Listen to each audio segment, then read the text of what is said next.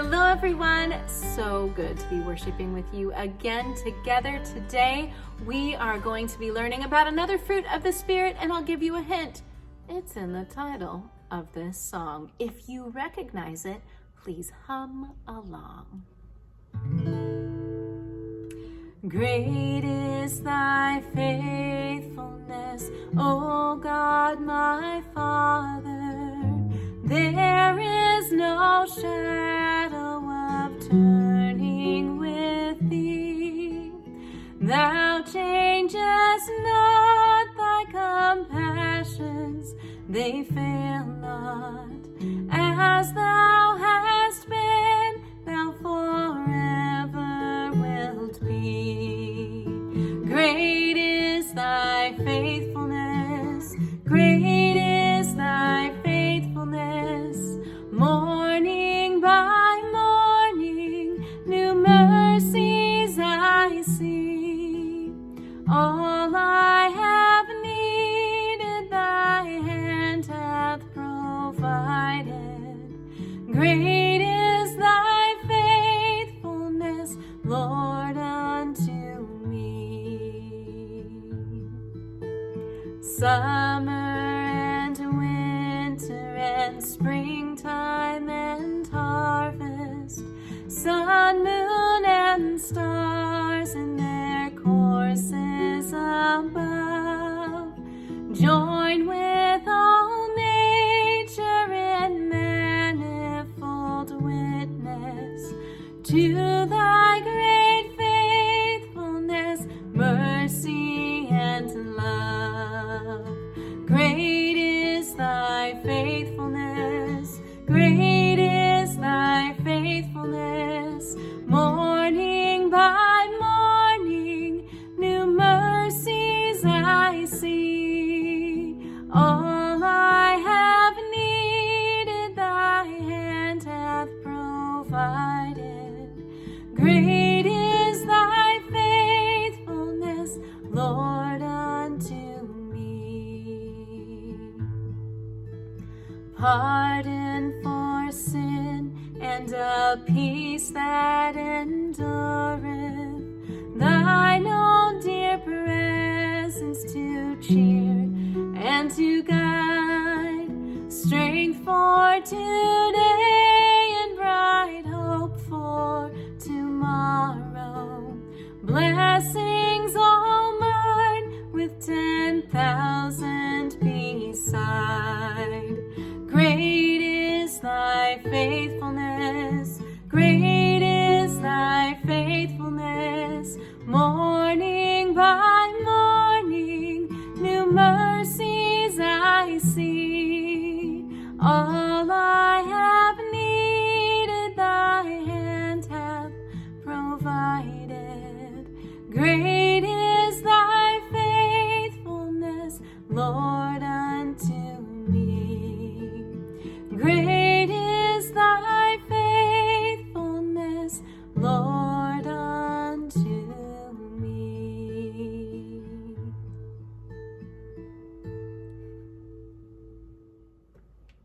One of the most beautiful things about faithfulness is that it means trusting God with your whole life, all of the parts of you, all of the parts of your life, even if you don't know how your story is going to end yet. It's called surrender, it's called trust, it's called faithfulness, and that's what this song is all about.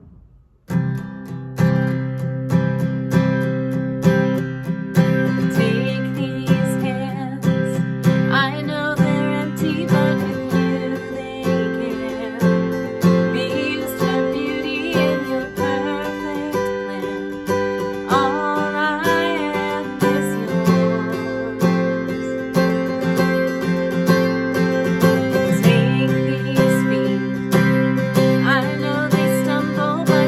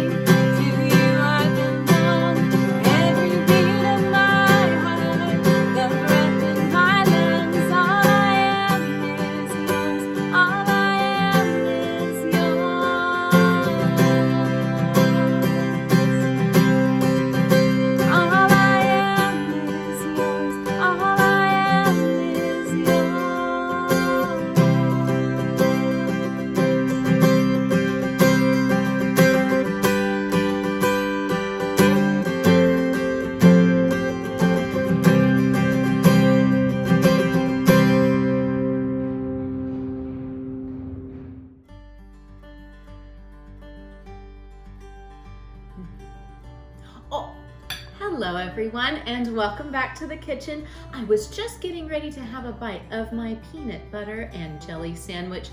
It's a classic. Oh, so good. Got that peanut, and there's some jelly, a little bit of a sweetness. That's good. It's a little bit sticky, but you know what? Sticky is actually kind of a helpful idea for us today because we are going to be talking about the fruit of the Spirit of faithfulness. Faithfulness and belief, pretty much the same word in the Bible. So this would be the fruit of the Spirit that helps our belief in Jesus to keep going and keep growing. It means we're going to stick with it no matter what, even if things get a little hard or tricky or complicated. It's really good. So now, we just need a fruit that will help us learn more about faithfulness. It's too bad that peanut butter isn't really a fruit, but I wonder if there could be something else in my sandwich that can help us learn a little bit more about faithfulness. In fact, it's a really good fruit. It's delicious, it's beautiful, well, why don't you come with me and let's go find out what it is.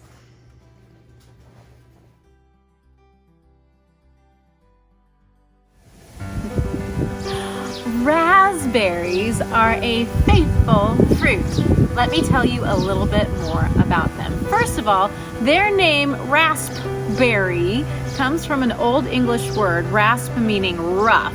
And they are kind of bumpy all around. Not to mention the plant that they grow on is kind of rough too. It has lots of these little thorns and spikes. Now, they grow on a bush that's called a cane. And that all of those canes grow lots of brambles out from the sides. And here's the interesting thing about a raspberry. Every winter you can cut down the plant all the way to the dirt. Can't see anything left. There's nothing visible on the surface that would let you know that there's any plant still available underneath. However, they grow back every spring, just sprouting out of the ground where they had been before. They come back every year and faithfully resurface to create more beautiful little tiny flowers and this amazing fruit that we like to eat. Now, closer examination of the fruit itself shows you all of those little bumps, and each one of those actually has a seed inside. That's right, this is another multiple fruit. Each one of these is technically its own little piece of fruit. Those little bumps are called drupelets. What a funny name. And every raspberry has about 100 of them closely bunched in together. So they hang on tight even when they are pulled off of their stem. It's called a receptacle. Now, they actually are not holding on to each other all that tight. They have something central in common. And they still keep attached to each other kind of loosely, but they also come apart very easily once you start to pull on them. And that just shows you that they're each still an individual, even though they were connected by one central thing. Well, raspberries are mostly red, but they can also be other colors too. They can be yellow, they can even be purple, and they are still a part of the rose family, kind of like a strawberry was as well. So, some things in common with other fruits that we have learned about this year. Well, what does the Bible have to say about faithfulness? One of my very favorite faithfulness stories comes to us from the book of Daniel. Daniel chapter 3 tells the story of Shadrach, Meshach, and Abednego. And these three guys were faithful even in kind of extreme circumstances, prickly, thorny circumstances, if you asked me. King Nebuchadnezzar had built a big, long statue, big, tall thing way out on a plain, and he said everyone needed to bow down and worship this statue. Well, Shadrach, Meshach, and Abednego worshipped God, the God of Israel, the God of Abraham, Isaac, and Jacob, and were not in a hurry to bow down to something made out of metal or stone or something that looked like another person. They refused to do it. Now, this made King Nebuchadnezzar super upset. In fact, he gives out some fighting words that sound a little bit like this. He said, furious with rage, Nebuchadnezzar summoned them and said, "Is it true that you will not bow down to the image of gold I have set up?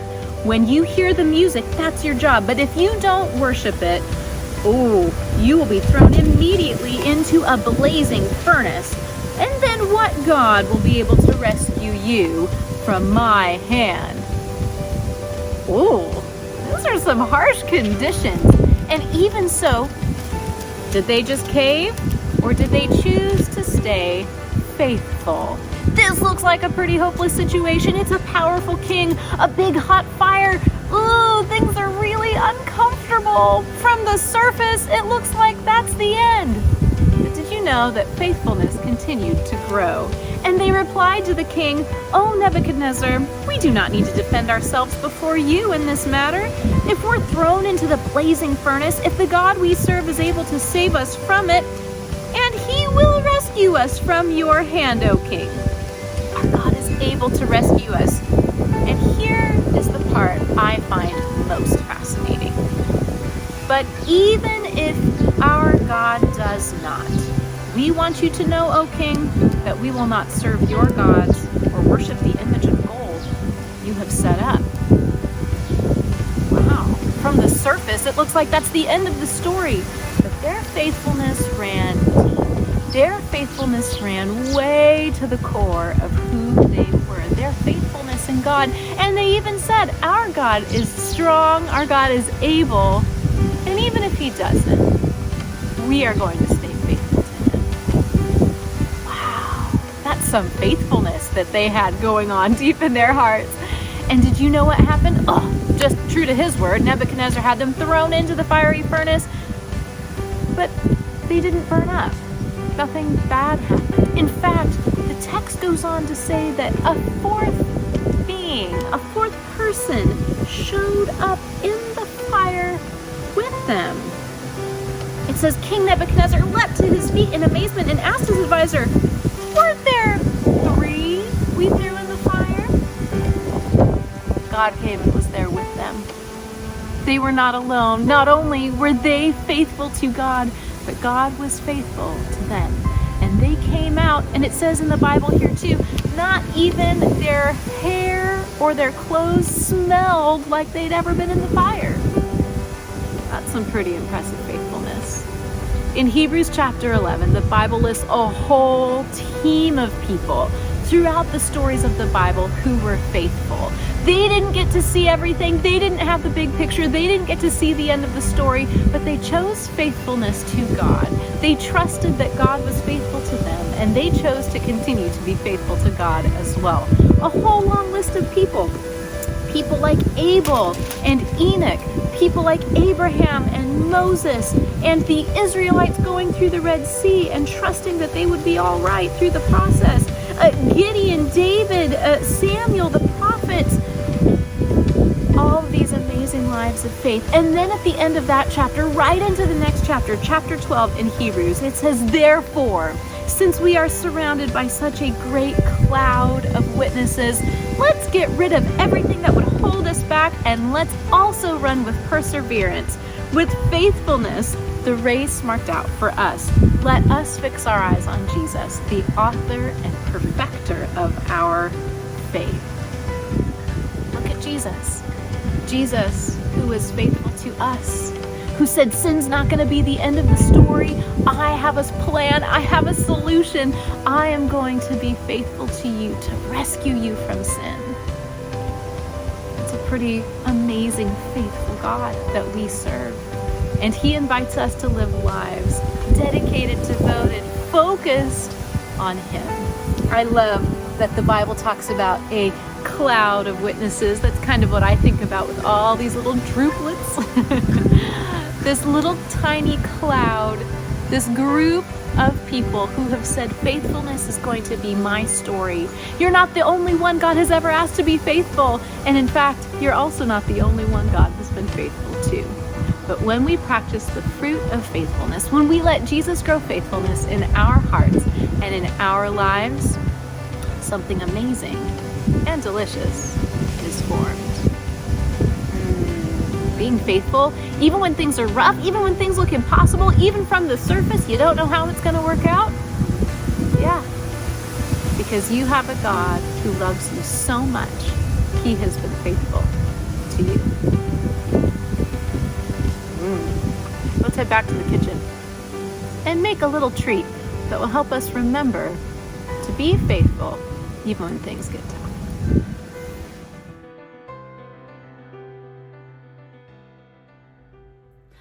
On those days that come, sometimes that it seems really, really difficult to hold on to your faith, I want you to remember that as you do, Jesus is holding on to you.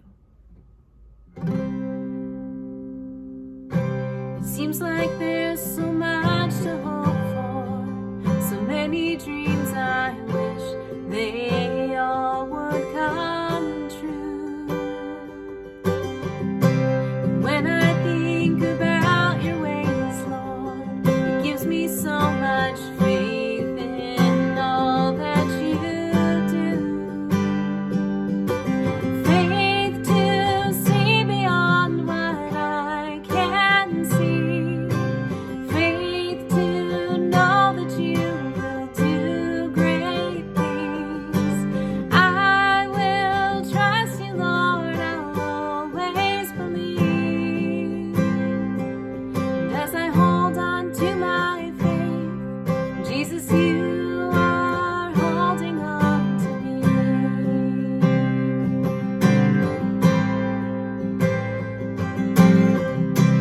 Seems like there's so much to hope for, so many dreams I wish they all could come true. And when I think about your ways, Lord, it gives me so much faith in all that you do. Faith to see beyond what I can see.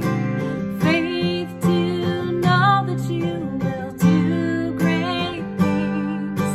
I will trust you, Lord, I'll always believe. And as I hold on to my faith, Jesus, you are holding on. Faith to see beyond what I can see. Faith to know that you will do great things. I will trust you, Lord, I'll always believe.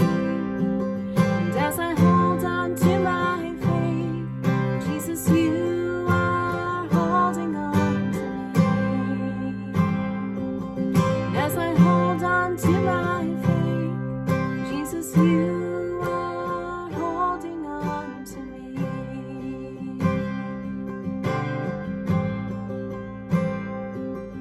As I hold on to my faith, Jesus, you are holding on to me.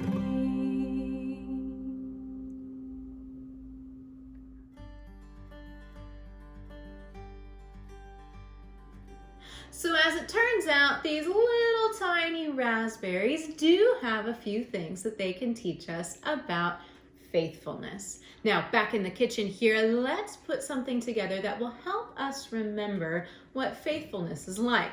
We're going to make raspberry lemonade popsicles today. Yes, that's right, a cool and tangy treat to enjoy when it's warm outside, kind of like it is this time of year.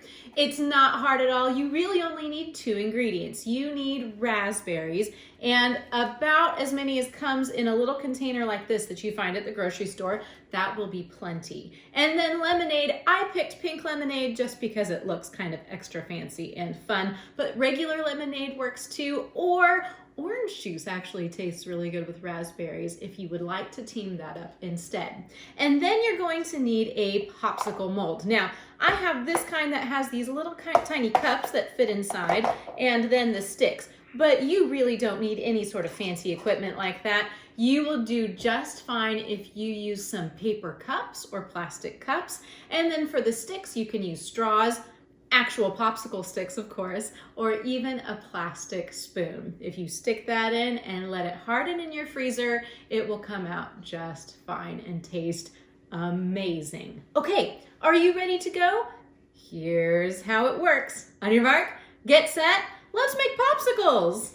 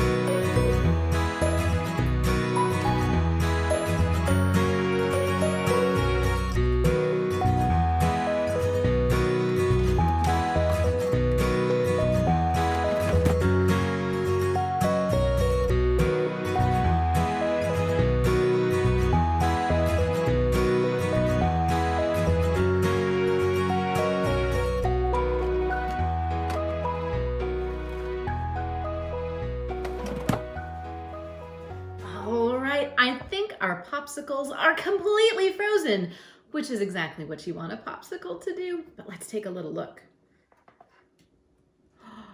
Yeah, you can see the raspberries inside the pink lemonade. Let's see if we can wiggle it out. Oh, there it is. Shall we give it a taste? I think it's time. Mmm.